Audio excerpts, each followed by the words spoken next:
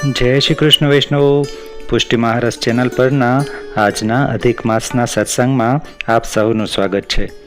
આજના સત્સંગમાં આપણે જાણીશું કે ષોડશ ગ્રંથો શું છે। આ ષોડશ ગ્રંથોનો પરિચય મેળવીશું। મહાપ્રભુજીએ આ ગ્રંથો શા માટે અને કોની માટે રચ્યા? દરેક વૈષ્ણવોએ આ ષોડશ ગ્રંથો સમજવા ખૂબ જરૂરી છે।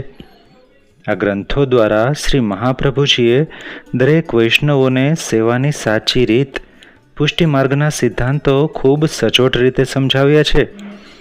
આપણે એક પછી એક આ ગ્રંથોનો પરિચય મેળવીશું તથા તેમાં વૈષ્ણવો માટે શું સમજાવવામાં આવ્યું છે તે જાણીશું। તો આ સત્સંગ ખાસ સાંભળજો। વૈષ્ણવો, આપ સહુ માટે અમે બહુ મહેનતથી આ સત્સંગના વિડીયો બનાવીએ છીએ। બદલામાં આપ સહુને એક વિનંતી છે કે આપ લોકો નીચે કમેન્ટ બોક્સમાં જય શ્રી કૃષ્ણ જરૂર લખો અને આ વિડીયોને લાઈક કરો। જો આપની કમેન્ટ કે લાઈક નહીં હોય તો યુટ્યુબ અમારા સત્સંગના વિડીયો તમને નહીં મોકલે। તેથી જો તમે ઈચ્છતા હોવ કે અમારા નિત્ય અપલોડ થતા વિડીયો તમારા સુધી પહોંચે તો આ દરેક વિડીયોને લાઈક જરૂર કરો અને નીચે કમેન્ટ બોક્સમાં ખાલી જય શ્રી કૃષ્ણ લખો। આપ આટલું તો કરી જ શકો ને? આ અમારી આપને નમ્ર વિનંતી છે। તો ચાલો અત્યારે જ આ વિડીયોને લાઈક કરી દો અને કમેન્ટ પણ કરી દો। હવે આપણે આજના સત્સંગની શરૂઆત કરીએ। શ્રી વલ્લભાધીશ કી જય। ષોડશ ગ્રંથો શું છે? વૈષ્ણવ જગત માટે ષોડશ ગ્રંથો વેદવાણી છે। 16 કળાએ ખીલેલો ચંદ્ર અંધારી રાતને અજવાળે તેમ દ્વેષ, ક્લેશ, ઉદ્વેગ, વિકાર જેવા દોષોથી ભરેલા કાળા હૈયાને ષોડશ ગ્રંથો અજવાળે છે। ષોડશ ગ્રંથો પુષ્ટિ માર્ગની ગીતા છે। ભ્રમર જેમ ફૂલનો પરાગ એકત્ર કરી મધ બનાવે તેમ શ્રી વલ્લભે શાસ્ત્રોનો સાર સંચય કરીને ષોડશ ગ્રંથો પ્રગટ કર્યા છે। વૈદ્ય ઔષધિની સાથે મધ આપે છે તેમ પુષ્ટિજીવો માટે સેવા ધર્મરૂપી ઔષધિ સાથે ષોડશ ગ્રંથો અનુપાન જેવા છે। માટે જ ષોડશ ગ્રંથોને પુષ્ટિ માર્ગના ઉપનિષદો પણ કહી શકાય। તેમાં પુષ્ટિ માર્ગના સર્વ સિદ્ધાંતોનો નિચોડ છે। આ ગ્રંથો એક કાળમાં નથી લખાયા કે એક વ્યક્તિ માટે પણ નથી લખાયા। વિક્રમ સંવત 1549થી લઈને વિક્રમ સંવત 1587 સુધીના સમયગાળામાં લખાયેલા ગ્રંથો શ્રી વલ્લભે પોતાના પ્રથમ પ્રવાસથી આરંભી સંન્યાસ ગ્રહણ કર્યો ત્યાં સુધીમાં લખાયા છે। એમાં આરંભનો ગ્રંથ શ્રી યમનાષ્ટક લાગે છે અને આપના 16 ગ્રંથોની માળામાં અંતકરણ પ્રબોધ ગ્રંથ સૌથી છેલ્લો હોય એમ જણાય છે। અત્યારે જે સ્વરૂપમાં 16 ગ્રંથોનો ક્રમ મળે છે તે પ્રમાણે પહેલાં નહીં હોય। શ્રી હરિરાયજી, શ્રી પુરુષોત્તમજી તથા શ્રી દ્વારકેશજી આ 3 મહાનુભાવોએ ષોડશ ગ્રંથની ક્રમ સંગતિ ઉપર વિચાર કર્યો છે। તેમાં શ્રી હરિરાયજીનો ક્રમ આજે સર્વમાન્ય હોય તેમ જણાય છે। આ ષોડશ ગ્રંથોમાં શ્રી વલ્લભે નિર્ગુણ ભક્તિ માર્ગનો ઉપદેશ કર્યો છે।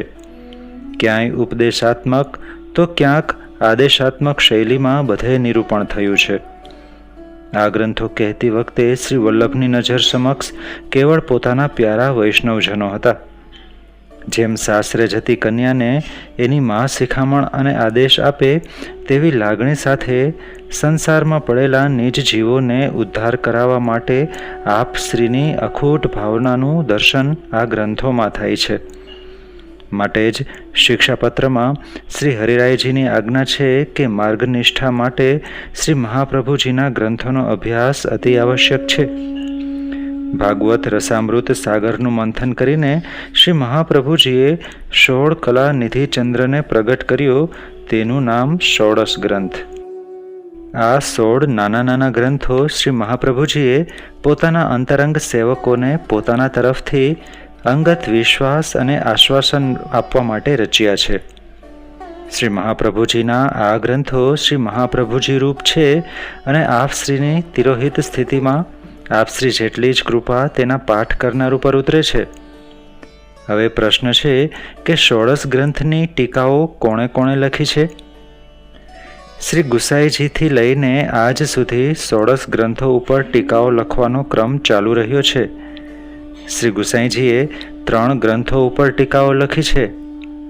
એક શ્રી યમનાષ્ટક, બીજું સિદ્ધાંત મુક્તાવલી અને ત્રીજું નવરત્ન. જ્યાં શ્રી ગુસાઈજીની ટીકા ઉપલબ્ધ હોય ત્યાં બીજા બાળકોએ સ્વતંત્ર ટીકાઓ ન લખતા શ્રી ગુસાઈજીની ટીકા ઉપર પ્રટીકા લખી છે.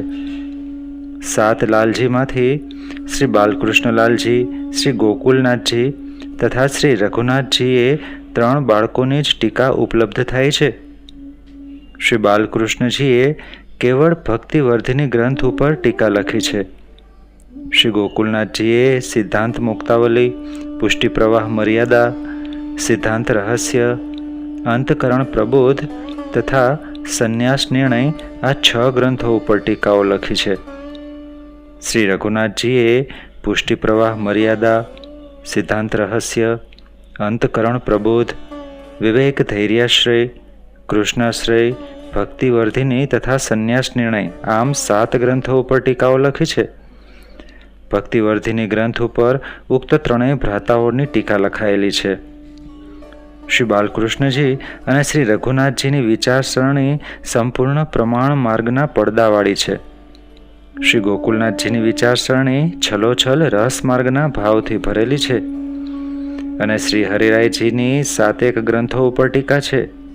આ ટીકાઓ લખવાનું કાર્ય આજ સુધી ચાલુ જ છે. આમ શ્રી મહાપ્રભુજીની વાણીને સુબોધ બનાવવામાં આ ટીકાઓનો ખૂબ મોટો ફાળો છે. વૈષ્ણવો, આ 16 ગ્રંથમાંનો પહેલો ગ્રંથ શ્રી યમનાષ્ટક એ ગ્રંથનો આપણે પરિચય મેળવીએ. આ ગ્રંથ પૃથ્વી છંદમાં લખાયેલો છે. શ્રી યમનાષ્ટક 16 ગ્રંથનું મંગલાચરણ છે. 16 ગ્રંથોમાં યમનાષ્ટકને પ્રથમ સ્થાન આપ્યું છે. કારણ શ્રી યમુનાજીનો સ્વભાવ છે જીવોના દોષોને દૂર કરવાનો અને ભગવાનમાં પ્રેમ વધારવાનો. શ્રી યમુનાષ્ટકના પાઠથી આ ફળ મળે છે. જીવને અધિકારી બનાવવાનું સામર્થ્ય શ્રી યમુનાજીમાં છે. શ્રી યમુનાજી જીવને ભગવત ભક્તિનો અધિકાર આપે છે.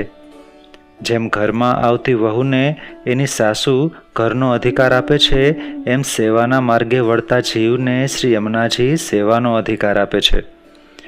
પ્રભુ પ્રાપ્તિ માટે સાંસારિક વિષયોમાં આસક્ત જીવોનો સ્વભાવ શ્રી યમુનાજીની કૃપાથી બદલાય છે.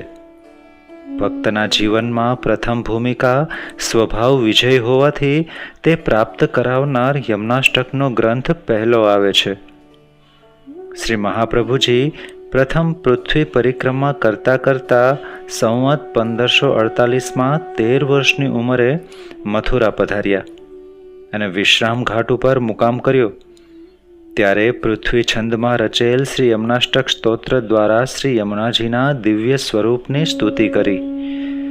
શ્રી યમુનાષ્ટકની શરૂઆત નમામિ શબ્દથી થાય છે. ભક્તિ માર્ગમાં પ્રવેશ કરવાની ડોકાબારી એટલે નમન. આપણને નમન કરતા આવડે એટલે ભક્તિ માર્ગમાં પ્રવેશ થાય. આ સ્તોત્રના પહેલા 8 શ્લોકમાં શ્રી યમુનાજીના 8 ઐશ્વર્યનું, તેમના અલૌકિક અદ્ભુત સ્વરૂપનું અને તેમના દિવ્ય ધર્મોનું વર્ણન કર્યું છે. આધિદૈવિક સૂર્યના પુત્રી શ્રી યમુનાજી ભક્તો ઉપર કૃપા કરવા ગૌલોક ધામમાંથી કલિંદ પર્વત દ્વારા ભૂતલ પર પધાર્યા છે. તેમનું આધિ ભૌતિક જળ સ્વરૂપ પણ અત્યંત શોભાયમાન છે. દુષ્ટ સ્વભાવવાળા જીવોનો ભગવત સંબંધ શ્રી યમુનાજી જ કરાવી આપે છે, તેવા આપ અત્યંત દયાળુ છે. શ્રી યમુનાજી પોતાના ભક્તોને અષ્ટ સિદ્ધિ અને અષ્ટ ઐશ્વર્યોનું દાન કરે છે. તરસ छिपाવવા માટે પણ તેમના જલનું પાન કરનાર યમ યાતનામાંથી છૂટતો હોય તો આપનું મહાત્મ્ય જ્ઞાન જાણીને પ્રેમ ભક્તિપૂર્વક આપનું પૈપાન કરનાર ભક્તે પુષ્ટિમાર્ગનું ઉત્તમોત્તમ ફળ શ્રી યમુનાજી આપે તેમાં શું આશ્ચર્ય? શ્રી વલ્લભના શ્રીઅંગની ભાવનામાં યમુનાષ્ટક જમણું અંગ છે.